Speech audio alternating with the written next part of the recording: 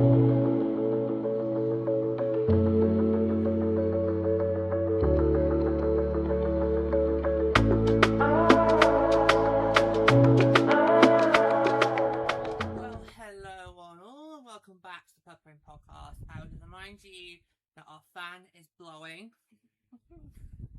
still nasty weather. It's been like this since June. And I just feel like, because obviously this is our first time ever, this is our first ever solo recording with a fan. I feel like I have to keep in mind until we put it on and we record. It's on now. But so far it hasn't really popped up. No, not really. No, not really. No. But I feel like I need to anyway. Next should be fine because the fan's been on. Anyway, so we're going to be talking about the big Flav event that is coming up. And this is an episode that we were meant to do ever since it got announced back in February. But of course, at the time, emotions were still running high. And we had to put the full focus on our upcoming trip. I would talk about it when we get near the time. Well, it is now near the time. It's almost here. It is almost here. So, yeah. So Flav is aiming to bring women's sport world, including women's hockey, together at this big event that he's calling She Weekend. And look how he's put she. All in capitals. As the emphasis, it's she. But we really are focusing on women. The Flav She Weekend, it started as an attempt to rectify the mockery delivered by USA's men's hockey team and the president of the United States, that was directed at USA's gold medal winning women's hockey team, and it has grown into much more. Yeah, because obviously, you know, this was in response to obviously the distasteful joke, which I know, I even now when I think about it, it still makes me just want to vomit. It's like whenever we had to bring up Zach Polanski's disgusting misogyny comments on hypnotherapy, I'm like, I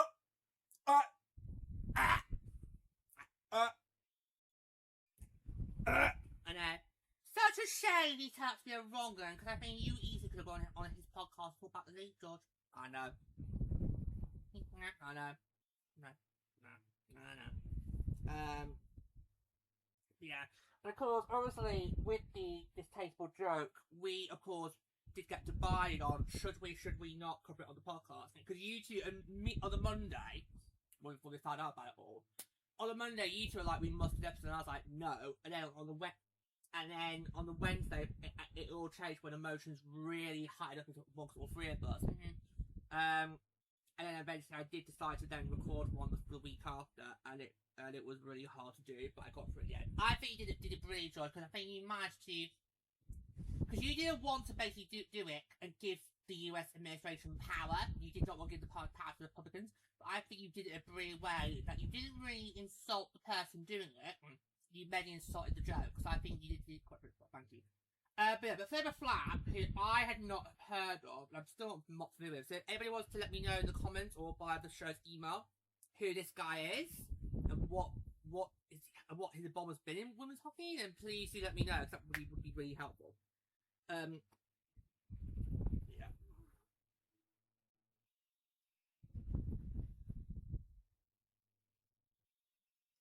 So, when the women's sports world descends on Las Vegas for Flav's She Weekend from the 16th to the 19th of July, the women's hockey community is expected to be there.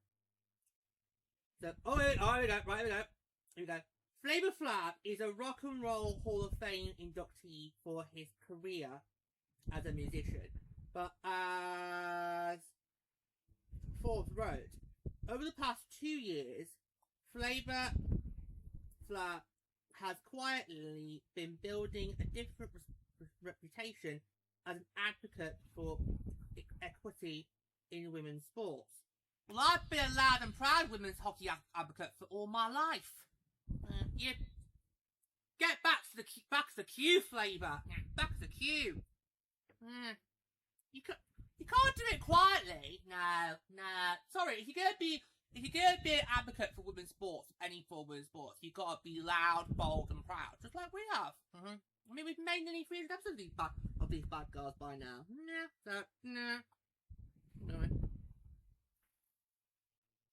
So for the USA's men's hockey team mockery in the locker room,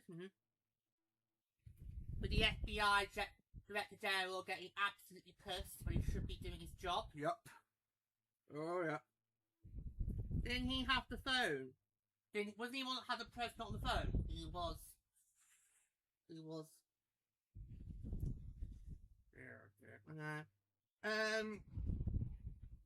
After they both won gold at the 2026 Olympics alongside the president, disgusting comment. Well, disgusting comments, I'll say.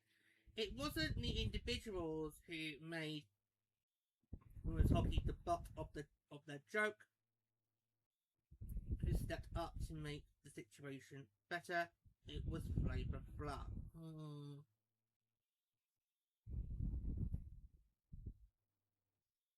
So I'm going to read to you what he wrote following the incident. This is what he wrote following the incident. First, massive congratulations on the gold. We saw the story about the men's invite to the White House and the not quite invite for the women's team. That's what he wrote following the incident. It carries on. If the team wants a real celebration and an invite, I'll host them in Las Vegas. Do some nice dinners and shows and good times. I think a lot of other celebrities like myself need to step up to the plate and sponsor some of these Olympic teams. Because these Olympians are out there busting their butts to make us look good. After sport has been played, people have a tendency to forget about the sport until it's played again. I want this sport to stick in your mind after the season's over. I just don't buy it because I've got better ways that I can figure if he wants to support the sport. Go and attend the game. Yeah. There are loads of celebrities out there who may or may not know what. If you've heard of this league, go and watch a game. Yeah. I mean, MSG, you should have gone to MSG. MSG would be the perfect game to have whose celebrities be like the boxes in MSG. Yeah, that would have been brilliant. That would have been a perfect opportunity to gold mine. Yeah, go and support the game. Go and watch PWHL hockey. Wear the gear to a big event, like the Oscars. Maybe go wear the gear to the event. I've always said if I ever went onto a red carpet, I would wear one of these. Well, probably wear the other one, which has got more that way. Yeah. And a jacket over, and that's what I would do. Yeah. And then people can go all hot about that. Yeah. I just feel like, is he doing it because he's bored? I mean, it sounds like a nice idea to have a party, celebration, but are you doing it because you're bored? Are you doing it because you want to basically just go retaliate against something nasty that's happened? Or do you actually care? Yeah. So you said to us, what is his credentials for sport? Yeah. I mean, if we did it, it would be very meaningful, because obviously we for the last 3 years have been literally talking non-stop about this league and trying to grow this league for this show. Yep. It's like, what is his credentials? Has he ever been to a hockey game? I know. Has he even been to the PWHL? Well, Rachel Reeves and Jessica Tierney have. Exactly. They have. You might want to go and ask them, Flav. Yeah. But I do see his point about how people do sometimes forget about sports until they're playing it. Because obviously, for me, when it comes to Summer Olympics, a lot of these sports I pay attention to when it's Olympic time and then just go away again. Yeah.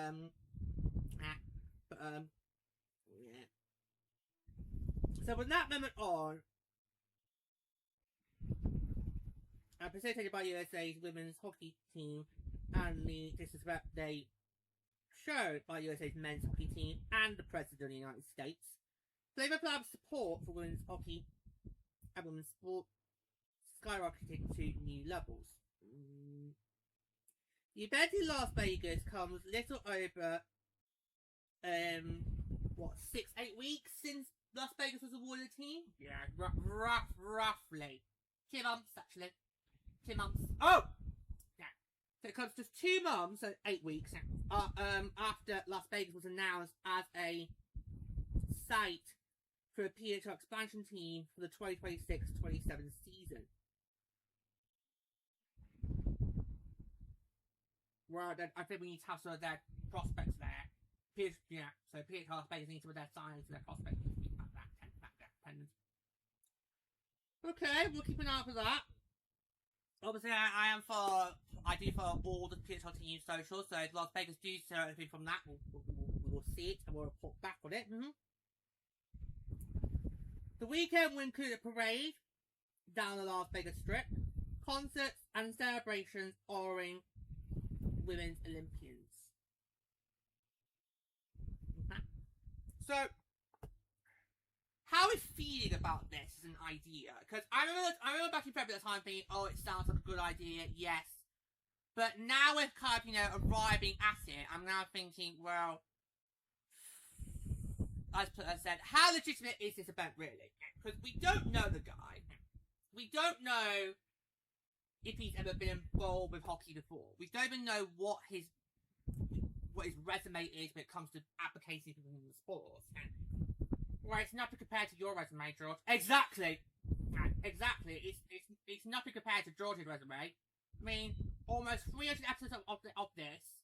His Instagram since 2024 has just been flattered with PHL posts. So, really, Flavor, you've got nothing on our George here.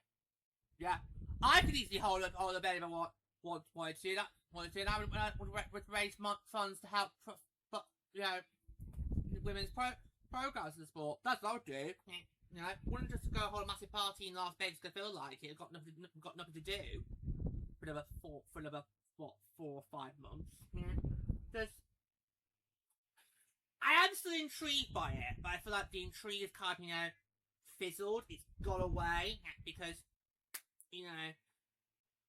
because I feel like for us three, after I did that episode, it's not really been the forefront of our minds since. Now, it really hasn't been in the forefront. Because basically, once I did that episode, the intention was to then just close the book and just not think about it, and then just, get back to why we're here in the first place, which is to advocate for the PHL and help grow the PHL. But now, the event is almost here, it's now, oh my god, are you now going to basically now have to remind me why we're here in the first place? Because the president said a stupid thing. Where's the president not said something stupid? When has the president not said something stupid? Where's any president of the United States not said something stupid? Or Bryce president. Yep, so there you go. Yeah. Literally, we can even name your political leaders here in the UK have said something stupid. Zach Polanski. Yeah. He still can't admit to it. Even when Harriet Harman tackled him on the Captain Newman show on the day of Kiss Isolation, he was like, "Oh no, that's typical Labour." It's like, no, it wasn't. She's tackling on it because she's a woman. She's a full-grown woman. All right, it's like, go Harriet. I don't always agree with you on electoral dysfunction, but every now and then you do have your moments. So well done, Gut. Kick him in the balls! Oh no, that's just me. Right, we definitely can't do his podcast. Could we just run? This would just be like, just one fell swoop away from someone's manhood getting cooked. So I think there's a long list of politicians that I would happily, this country, kick in the balls. I would happily do it. And he's at the top of the list. He's at the top of the list. Anyway. Oh, God. What has the Green Party become, mate? What has it become? I should say that there are no Lib Dems on the list, okay? My party, while we have done stupid things in the past, we haven't really got any sort of wrong-uns. Not that I know of. Not that I know of. Anyway.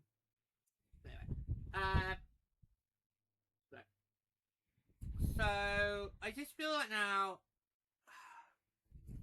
literally all the furore from February I've literally buried in the back of my mind, and now what? I'm going to have to bring it up again for a weekend, where I'm probably not going to have to follow. It's just like, I just don't want to relive it again. Nah, I just don't. I just like, because that was a really stressful time for us three, you know. We just come off, well, an amazing Olympics. Italy gave us an amazing 3 weeks.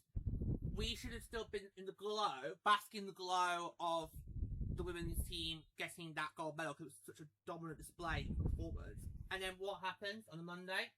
Literally, Olympic flame has only just been extinguished, and already we're getting furores, and it really took its toll on us three. Yeah. Because I got offended, you got offended, Lady was in tears, because I felt, instead of talking about our achievement, we're talking about this stupid joke. Yep. So you were in tears, and I was literally having my moral compass get compromised. Because I had to, every angry emotion I felt about that joke, I had to bottle it up, and that is against my moral compass. I'm an emotional guy, and I believe whatever emotion you're feeling, you have to display it. But I just felt I can't do it. I can't display that because I know what's going to happen if I go out and mouth off. They'll be like, there we go, got him. Yeah, we got him. And I did not want to give them that power. That's why initially I was against doing an episode on it, because I did not want the Republican Party, I did not want MAGA to have power over me. Yeah. But it just, it was really horrible. I genuinely believe if Tess and Julia had not brought upon Dr. Jones, I don't think you would have done it. You might have still done the one about Ilya Rosnov being a dickhead on SNL. Isn't that part of the contract? You've got to be a dickhead. I think SNL sometimes pushes it a bit too far. Like the one they did early in the season about the predators being bred in their city. That were a bit too far. Well, because you didn't realise what the joke was until the very end. And they were like, oh!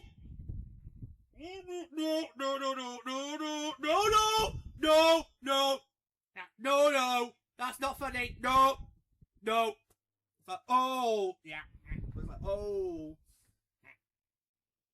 But no, but I just did not want the Republicans to have the power, knowing that they've got to us. But at the end of the day, it just got to it was like, we're gonna have to do it, and I had to try and find a way to put the spotlight on the joke and not on the people who made the joke. That's what I was trying to do, and I don't know how it came across, but yeah, that was not a good episode for me to record, and unfortunately you are going to have those every now and again, because that moment, I think that what the joke did is it kind of made me realise, okay, the honeymoon period that we had in seasons 1 and 2 is now done. That's over. Now, this is where your accuracy is going to be really put to the test. Because there are moments where you will be put in a situation that you're going to be very uncomfortable. Like being in a room with Zach Polanski. Stop it! He could be watching! Stop it! He could be watching! Oh god, we have to get minutes in your inbox. Oh no. Stop, Zeta, stop it! Stop name dropping! He could be watching. Don't give him ideas for content.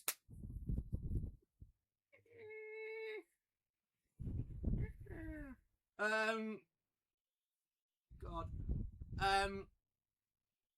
Yeah, because there's gonna be moments like I'm gonna be put in a comfortable situation, and this is how I can handle it. But I think, yeah, it's not good. It was not good. We had towards the end of February, beginning of March, quite a few episodes that I just felt uncomfortable because we're basically covering the aftermath of said joke, like the Jimmy Fan thing. Oh, for God, that was cringe. That was just cringe. I mean, why was Hillary even there? Because if I remember, she didn't really get that much to be interviewed on, did she? No. It was basically Jimmy just basically coming over the Hughes brothers. It was like, oh, it's like, get a room, boys, get a room. Literally, get a room. Yeah, so I just, if we can follow it, I will still follow it, but I'm just kind of thinking, I don't really see the point of the event anymore. I mean, well, he did kind of say he was going to do it after the season. Yeah, but a fair amount of time has passed since then, and we've all now kind of moved on. Yeah, we've all now, really. What do you think about it? We've all now moved on from the joke. We've all now basically, got back on with our lives and got back onto the goal of why we're here, which is to basically, grow the game, grow the awareness of the PWHL. So, yeah. So I kind of felt now, maybe you should have done it maybe during Easter. Maybe you should have done it like that then, Just maybe waiting till, after the season's done probably was not the wise thing to do, because now we've got to basically relive and be reminded of, why we're here in the first place, because, the president said something naughty. When's he not? Anyway. Yeah, so, yeah. So this episode's kind of been long overdue, because originally we were going to do it after the event got announced, but I think the time was still a bit, emotions were quite high, so I thought, we could say it's near time. It's near time now. Yeah. So it's the 16th to the 19th of July in Las Vegas. We will keep an eye out over that weekend, and if there's any news from it, or anything from it that we can cover on the podcast, we will do the following week. Okay? Yeah, we'll do the following week. But personally, I think the idea behind it was probably not a good idea anymore. I just don't think it's a good idea now. But we'll see what happens. We'll see what happens. It would be good if we do. If any PSL players do go, it would be good if we can get them interviewed and we can see what they make of it, and that might help me get a more judgment of how it's will go. Yeah. So anyway, just put that in your diaries for that weekend. So it's the 16th to the 19th of July. Also, it's the day. So it's the day before juniors get sworn in.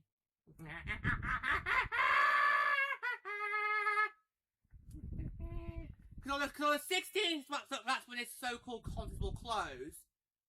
I think he's expected to be announced, confirmed on the 17th. And then because then we go to a weekend, if it's the 20th, he then assumes office. So Andy's big lecture probably won't come until the Monday. Yeah, because he has to go and see the king. Oh, even though he's taking over, but he has to go and he still has to go and see the king to ask permission to form a government. Anyway, no. So we'll keep an eye out. We will keep an eye out, but I just kind of feel, I know how it's not really worth doing anymore. Anyway, so thanks for joining us. Till next time, take care, guys. Don't get to